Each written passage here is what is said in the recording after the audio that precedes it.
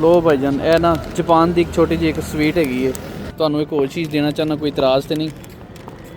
ਤੁਹਾਨੂੰ ਥੋੜ੍ਹੇ ਪੈਸੇ ਦੇ ਰਿਹਾ ਮੈਂ, ਮਤਲਬ ਇਹ ਕਿ ਮੈਂ ਤੁਹਾਡੀ ਇਜਾਜ਼ਤ ਦੇ ਨਾਲ ਵੀਡੀਓ ਲਾਵਾਂਗਾ। ਇਹ ਤੁਸੀਂ ਰੱਖ ਲਓ। ਮੈਂ ਤਾਂ ਵੈਸੇ ਤੁਹਾਡੇ ਨਾਲ ਵੀਡੀਓ ਬਣਾਈ ਹੈ ਨਾ। ਨਹੀਂ, ਤੁਹਾਡੀ ਮੁਹੱਬਤ ਹੈ, ਮੇਰੀ ਵੀ ਮੁਹੱਬਤ ਹੈ। ਇਹ ਤੁਸੀਂ ਰੱਖ ਲਓ, ਤੁਹਾਡੀ ਹੌਸਲਾ ਅਫਜ਼ਾਈ ਹੈ। ਮੈਂ ਵੀ ਮਿਹਨਤ ਕਰਨਾ, ਜ਼ਿਆਦਾ ਤਾਂ ਨਹੀਂ ਆ ਗਏ, 5000 ਹੀ ਹੈ ਨਾ। ਮੈਂ ਵੀ ਮਿਹਨਤ ਕਰਨਾ ਯਾਰ।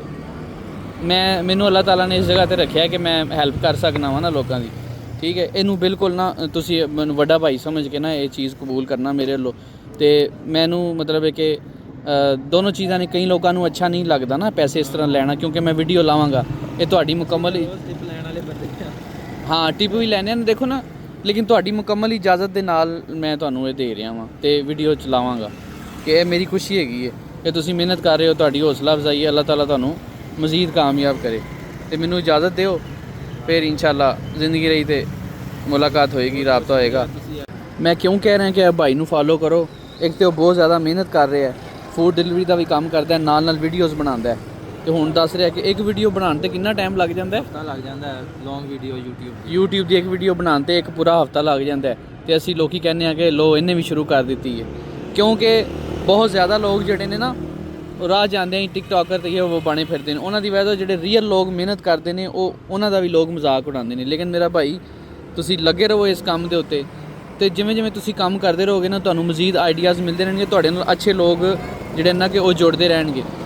ਮੈਂ ਫੇਸਬੁੱਕ ਦੇ ਉੱਤੇ ਮੈਂ ਵੇਖਣਾ ਕਿ ਕਾਫੀ ਡਰਾਈਵਰਸ ਨੇ ਜਿਹੜੇ, ਉਹਨਾਂ ਨੂੰ ਲੋਕ ਸਪੈਸ਼ਲ ਰਾਬਤਾ ਕਰਦੇ ਨੇ ਬਾਹਰਲੇ ਮੁਲਕੋਂ ਕਿ ਯਾਰ ਸਾਡੀ ਇਹ ਚੀਜ਼ ਸਾਡੇ ਘਰ ਡਿਲੀਵਰ ਕਰ ਦਿਓ, ਇੱਧਰੋਂ ਚੁੱਕੋ ਉੱਧਰ ਦੇ ਦਿਓ। ਅਤੇ ਇਹ ਮਿਹਨਤ ਹੈ ਅਤੇ ਇਹ ਲਗਾਤਾਰ ਕੰਮ ਹੈ। ਇੱਕ ਦੋ ਵੀਡੀਓਜ਼ ਪਾਉਣ ਨਾਲ ਨਾ ਕੋਈ ਬੰਦਾ ਵਾਇਰਲ ਹੋਇਆ ਅਤੇ ਨਾ ਕਦੀ ਹੁੰਦਾ।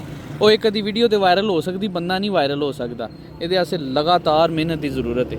ਡੇਲੀ ਇੱਕ ਵੀਡੀਓ ਲਾਜ਼ਮੀ। ਹਾਂ, ਅਤੇ ਵੀਡੀਓ ਬਣਾਉਣ 'ਤੇ ਬਹੁਤ ਜ਼ਿਆਦਾ ਜਿਹੜਾ ਨਾ ਮਿਹਨਤ ਲੱਗਦੀ ਹੈ, ਜਿਹਦੇ ਵਿੱਚੋਂ ਕੋਈ ਕੁਝ ਸਿੱਖਣ ਨੂੰ ਮਿਲੇ।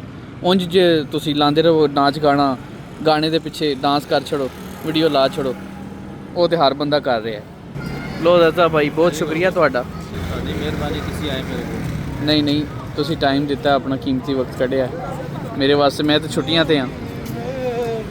ਕਿ ਇਹ ਭਾਈ ਨੂੰ ਜਿਹੜਾ ਨਾ, ਇਹਨੂੰ ਫਾਲੋ ਕਰੋ। ਇਹਦਾ ਮੈਂ YouTube ਦਾ ਚੈਨਲ ਤੁਹਾਡੇ ਨਾਲ ਇੱਥੇ ਸ਼ੇਅਰ ਕਰ ਦਿਆਂਗਾ। ਇਸ ਭਾਈ ਨੂੰ ਲਾਜ਼ਮੀ ਫਾਲੋ ਕਰਨਾ ਜੇ ਤੁਸੀਂ ਮੇਰੀ ਵੀਡੀਓ ਐਂਡ ਤੱਕ ਵੇਖੀ ਹੈ ਤੇ। ਮਿਹਰਬਾਨੀ ਤੁਹਾਡੀ ਸਭ ਦੀ, ਬਹੁਤ ਸ਼ੁਕਰੀਆ। ਓਕੇ ਭਾਈ ਜੀ, ਅੱਲਾ ਹਾਫਿਜ਼। ਅੱਲਾ ਦੇ ਵਾਲੇ ਖੈਰ ਖਰੀਦ ਨਾਲ ਪਹੁੰਚੋ ਘਰ। ਬੜੀ ਦੁਨੀਆ ਮਿਹਨਤ ਕਰਦੀ ਹੈ। ਅੱਲਾਹ ਤਾਲਾ ਇਸ ਭਾਈ ਨੂੰ ਕਾਮਯਾਬ ਕਰੇ, ਔਰ ਜਿੰਨੇ ਵੀ ਕੰਮ ਕਰ ਰਹੇ ਨੇ ਸਭ ਨੂੰ ਕਾਮਯਾਬ ਕਰੇ। ਇਹ ਜਿਹੜਾ ਭਾਈ ਗਿਆ, ਇਹਦੇ ਕੋਲੋਂ ਮੈਂ ਪੁੱਛਿਆ, ਇਹਦੀ ਫੈਮਿਲੀ ਦੇ ਵਿੱਚ ਇਹਦੇ ਭੈਣ ਭਰਾਵਾਂ 'ਚੋਂ ਸਭ ਤੋਂ ਵੱਡਾ ਹੈ, ਠੀਕ ਹੈ। ਸਿਸਟਰਸ ਦੀਆਂ ਸ਼ਾਦੀ ਵੀ ਕਰਨੀਆਂ ਨੇ, ਉਸ ਤੋਂ ਬਾਅਦ ਅੱਬੂ ਦੀ ਡੈਥ ਹੋ ਗਈ।